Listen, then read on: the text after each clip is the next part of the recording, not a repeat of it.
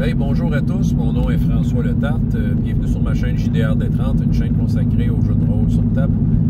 D'hydroliste. Je vais essayer de répondre à coups critiques du mieux que je peux par rapport à leur dernière question qui est: est-ce que dans mon univers médiéval, j'imagine médiéval fantastique, est-ce qu'il y a un univers maison? Est-ce qu'il y a un enfer, un paradis? Il faut que j'en parle. Écoute, j'essayais de penser à tous les jeux que j'ai faits dans des univers médiévaux fantastiques, que ce soit mes mondes à moi ou pas. Puis j'avoue que j'ai jamais vraiment eu à me poser la question. Parce que si c'est par rapport à où va l'âme des joueurs, ben, j'ai jamais eu à jouer les moments où ils pouvaient se rendre dans un autre plan avec leur âme, comme c'est l'enfer, c'est le paradis. C'est un peu ce concept-là. Si ça allait à être joué sérieusement, je pense que je vais juste l'improviser, puis ça va comme faire partie de l'univers dans lequel je vais jouer. T'sais. J'ai fait longtemps, j'ai joué à Mystara, l'univers de Donjons et Dragons. Quand les joueurs mouraient, ils mouraient. J'ai joué dans les Jeunes Royaumes, Elric Stormbringer. Écoute, l'enfer, c'est pas mal. L'enfer est présent, il n'y a pas vraiment de paradis. Oui, il y a un paradis qui s'appelle Tanlorn. Mais Tanlorn est toujours menacé par les extrêmes de la loi du chaos qui veulent modeler le monde et le multivers selon ce qu'ils ont envie. T'sais. Puis en fait, dans Stormbringer, il y a vraiment une lutte. Non, mais il y a une lutte entre la loi et le chaos pour essayer de voir qui va prendre le dessus. Et c'est pas mal ça l'enfer, moi, en tout cas, mon interprétation dans Elric Stormbringer. C'est vous que c'est très bizarre. L'univers de Titan dans Advanced Fighting Fantasy, probablement, ça serait du genre à avoir créé ça. J'ai jamais eu à dealer avec ça. T'sais.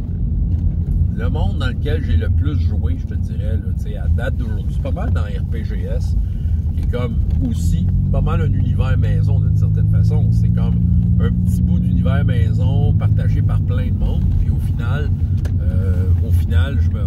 on se retrouve avec un univers maison. Dans mon cas, ben, c'est un outil que je modèle selon mes besoins, okay, de différentes games. Puis c'est ça, j'ai eu beau essayer de voir si je pouvais aller voir ailleurs d'autres univers de jeux. Puis je reviens toujours à RPGS, comme le confort d'avoir à surfer sur des trucs que j'ai inventés et des trucs que je maîtrise bien.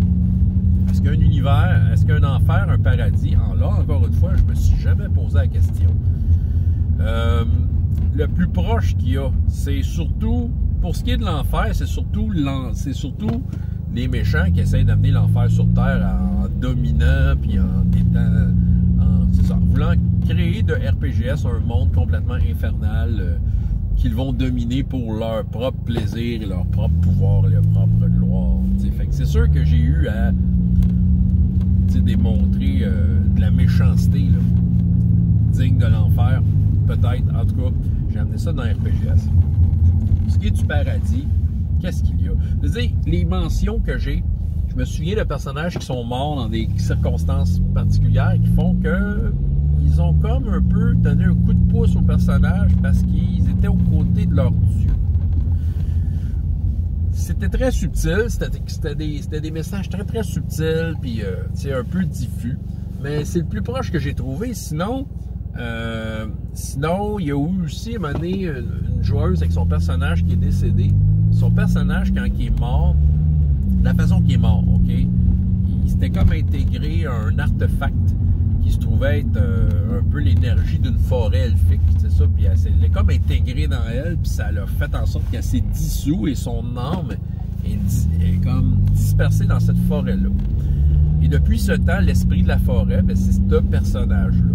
Ben, encore là, ils sont pas allés, mais c'est sûr que s'ils ont allé là, ça va être très très subtil la façon que ça va agir sur l'interaction qu'il va avoir. L'interaction subtile, c'est pas nécessairement qu'un arbre va leur parler, quoique c'est pas impossible. Je suis l'esprit de la forêt, je suis dans un arbre, c'est ça. Sinon, c'est ainsi. Il y a des âmes qui vivent un enfer dans une de mes parties en parascolaire parce qu'ils sont dans l'entremonde. Ils sont là pour énergiser les projets encore une fois d'une grande méchante vampire là, qui veut vraiment le pas bien du monde. Fait que là, c'est ça. Fait que là, ça fait gratter la tête aux joueurs parce qu'il y a plein d'âmes qui ont juste envie d'aller dans le monde des morts. Est-ce que c'est l'enfer? Est-ce que c'est le paradis? Peu importe.